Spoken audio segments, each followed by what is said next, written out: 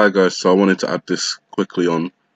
Russia has dispatched an intelligence gathering ship to the Caribbean Sea that is being closely monitored by the Pentagon, according to defense officials. The spy ship Victor Leonov was spotted leaving Port of Spain in Trinidad and Tobago on Monday after 5 days on the island, and its current destination is unknown, said two officials familiar with the reports of the intelligence gathering ship. "We're monitoring the ship, it's an annual thing," said one of the officials. "We've seen it off Cape Canaveral, Kings Bay, Norfolk and New London." Kings Bay is home to the Navy's submarine group 10 that includes 10 nuclear missile submarines as well as Special Operations Submarine Forces.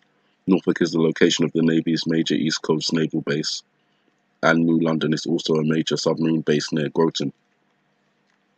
A second official said the AGI ship for Auxiliary General Intelligence is being tracked by the Navy and appears similar to previous Russian operations in this region. "What makes it noteworthy is the increase of Russian naval activity worldwide," this official said. "It makes us pay close attention not to the tactics but to how this fits into overall Russian naval behavior." The Leonov deployment also is another example of Russia's increased maritime competition with the United States, this time in our backyard, the second official said. "Most assume competition will be seen and felt far from home. This is another reminder that we're an island nation subject to naval competition right off our shores."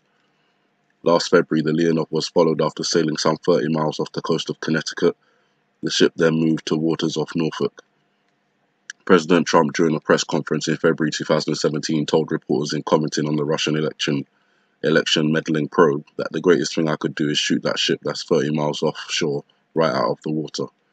2 years ago, the Leonov was followed loitering around Kings Bay, apparently hunting for departing US ballistic missile submarines. In April 2014, the Leonov and a companion Russian tug, the Nikolai Shika, were tracked as they conducted operations to spy on undersea cables, an indication Moscow may plan to attack internet connections in a future conflict.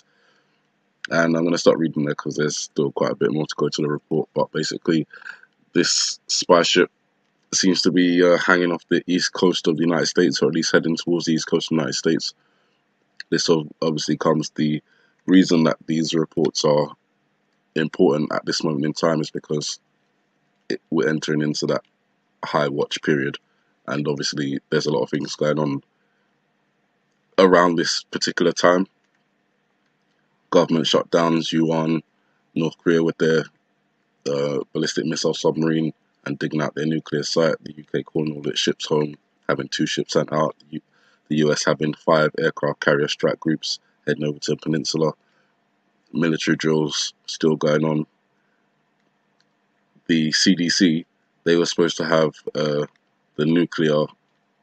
what to do in a nuclear emergency meeting on the 16th, I believe it was. They changed it at the last minute to dealing with this flu epidemic that they're suggesting is going on at the moment, recommending people get the flu shot and stuff like that, which I don't recommend you get.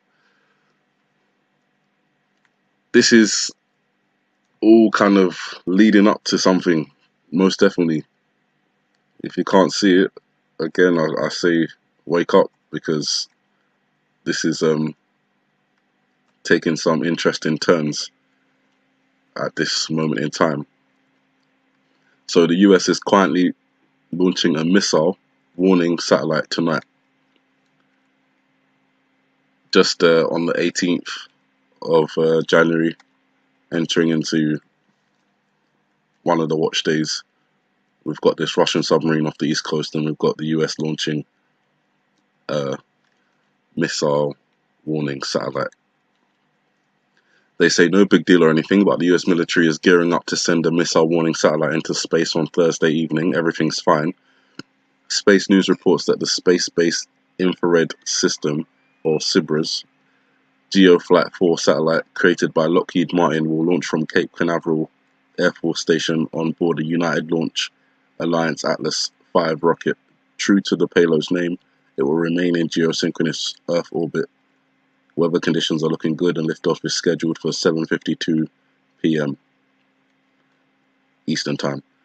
While the launch timing might seem unnerving, given international tensions over nuclear weapons, the launch is just the latest in a series of missions with Cerberus payloads. For context, the first Cerberus satellite, GEO-1, launched in 2011, and it's still in operation, though this latest launch isn't in response to anything in particular, including that false missile threat in Hawaii recently. It's pretty weird that Lockheed Martin is treating their missile warning satellite like a baby, at least on social media, and their Twitter post just says, "Nighty night, hashtag Cerberus, rest up little satellite, you've got a big day tomorrow." Take that as you will, but considering the topics that we deal with on a daily basis, when we see things like that, it catches our attention, because it's like, what do you mean you've got a big day tomorrow? Are you just talking about a launch? Because this is published January the 18th, and if they're referring to the launch, then that's the same day, so they're not referring to tomorrow. Tomorrow is the 19th, and what is it that this satellite has to do on the 19th? That means it's got a big day ahead of it. And just remember, it is a missile warning satellite. So again, not saying it's going to happen, but the trails are kind of leading in that direction. The US military uses Cerberus various satellites to gather intelligence about missile launches around the globe. According to Lockheed Martin, Cerberus provides infrared data for missile defense, missile warning, battle space awareness, and technical intelligence, all of which sounds ambiguous and terrifying. Then again, in this strange new world, everything sounds a little scarier. And it says here, anyone can watch the launch on YouTube. They've included it below, and they've got this image on the video, and it's set to go live in 69 minutes, or an hour and 9 minutes. So might just watch that, see if anything interesting is left behind, like some form of weird smoke cloud like the one before. We'll see.